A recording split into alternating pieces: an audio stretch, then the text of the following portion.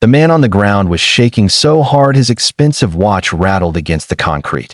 His voice cracked as he whispered, "Please, don't hit me. Please." He was the last person anyone expected to see like that.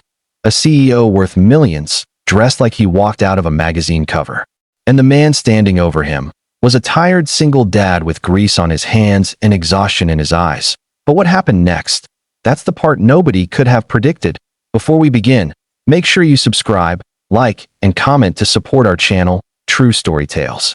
Your engagement helps us bring more inspiring real-life stories to the world. It all began on a Thursday morning.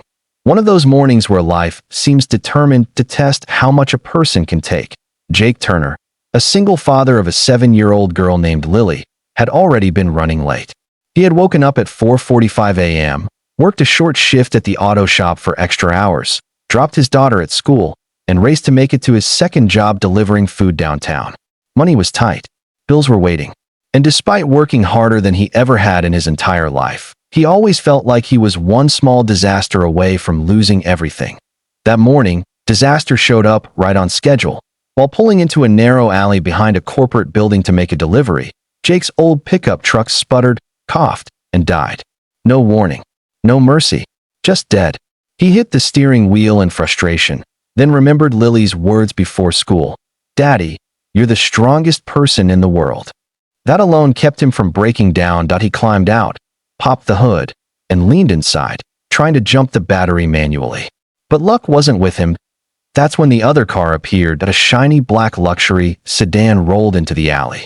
The driver hit the brake too late and clipped the back corner of Jake's dead pickup with a sickening crunch. Jake froze. The hood slammed shut, the driver stepped out, and Jake immediately recognized the face. Anyone in the city would. Richard Hale, the youngest CEO of a major tech company. The man whose face was on billboards, magazines, and business interviews everywhere. Suits tailored to perfection. Hair always sharp. A man who looked like he had never struggled a single day in his life. Richard marched toward Jake with fury. "What were you thinking?" he snapped. "Why are you blocking the alley? Do you have any idea how much damage you?" Jake held up his hands. "Sir, I'm sorry. My truck died. I didn't mean." "Oh, you didn't mean." "Of course." Richard scoffed. "People like you never mean anything, do you?" Jake felt heat in his chest. He swallowed it down. He didn't have time for a fight. He needed to get the truck running, get to work, get paid, buy groceries, and pick up Lily. The cycle never stopped. "I'll move it as soon as I can," Jake said softly, but Richard didn't calm down. He stepped forward, practically nose to nose, towering over Jake. "Well, you're going to pay for the damage. I'll have my attorney contact you today." Jake almost laughed, not from humor, but from disbelief. Pay? He could barely afford his daughter's school shoes, let alone the dent on a luxury sedan. "Sir, with respect, I can't afford." "Oh, that's obvious," Richard muttered. Something inside Jake snapped, not into anger, but exhaustion. He took a deep breath and said, "Look, I'm doing the best I can. I'm a single dad. I'm working 2 jobs. But before he could finish, Richard waved a dismissive hand. "I don't care about your sob story." He turned to walk away. Then it happened. Jake took one step after him, hoping to reason, hoping to explain, hoping to avoid a lawsuit he could never survive. But the moment Jake reached out, just to touch his arm, Richard spun around, tripped over a loose brick sticking out of the pavement, and fell backward onto the ground. His head barely missed the corner of a dumpster. His sunglasses flew off. His phone skidded across the concrete, and suddenly, the powerful CEO looked small, human, scared. When Jake moved toward him to help, Richard threw up his hands, shaking violently. Please don't hit me. I'm sorry, just don't hurt me." Jake froze. Everything about the moment was wrong. This man had treated him terribly. This man had belittled him, insulted him, threatened him. And yet, here he was, trembling like a child. "I'm not going to hit you," Jake whispered, kneeling down. "Sir, I would never hurt you." For a long moment, Richard just stared. His lip trembled. His entire body shook. Then he whispered, I'm sorry. I didn't mean." Jake extended a hand and helped him sit up. No judgment, no anger, just kindness. The alley was quiet, except for the distant hum of morning traffic. Richard wiped his eyes quickly, embarrassed. I haven't reacted like that since, he swallowed hard. My father. When I was a kid. Jake nodded slowly. He knew that kind of pain, the kind that stayed inside long after childhood ended. You don't owe me an explanation, Jake said softly. But you don't have to pretend either. Richard blinked rapidly, like he wasn't used to someone offering empathy instead of criticism. Jake walked to his truck and grabbed a small bottle of water from the passenger seat, handing it to Richard. No fanfare. No speech. Just a simple act of kindness. Richard took it like it was made of gold. After a long silence, he said, I'm not used to people being kind to me. Maybe that's the problem, Jake said, giving a gentle smile. We all need grace sometimes. Something in Richard's chest cracked, like a long-locked door finally opening, but he stood, brushed off his expensive suit, and said quietly, Let me help you. Jake blinked. Help me? Yes. Richard walked to the truck's hood. What's wrong with it? It won't jump. Battery's old. Alternator might be dying. Richard rolled up his sleeves, something Jake doubted the man had done in years, and said, Then let's fix it. For the next 15 minutes, the millionaire CEO and the exhausted single dad worked together. Richard handed tools. Jake explained what each part did.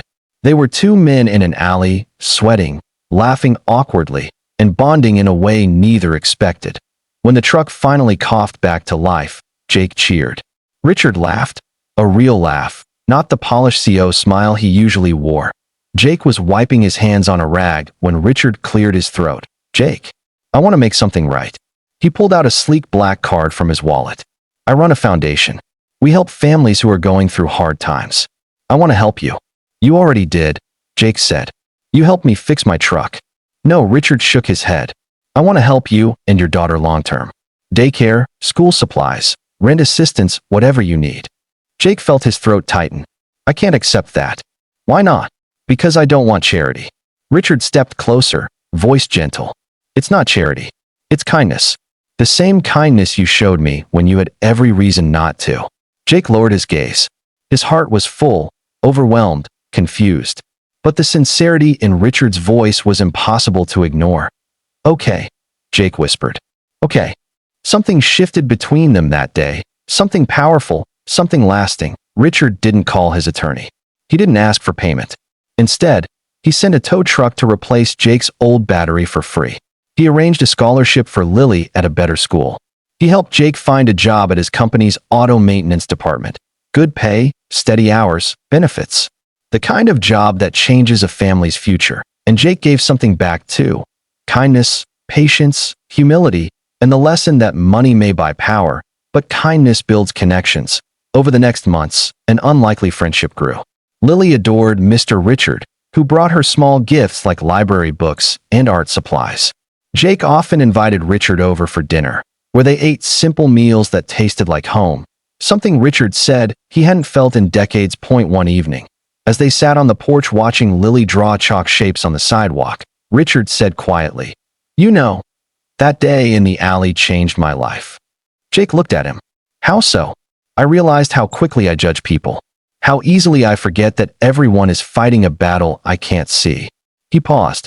You didn't know me kindness, but you gave it anyway. Jake smiled. Maybe that's why it mattered.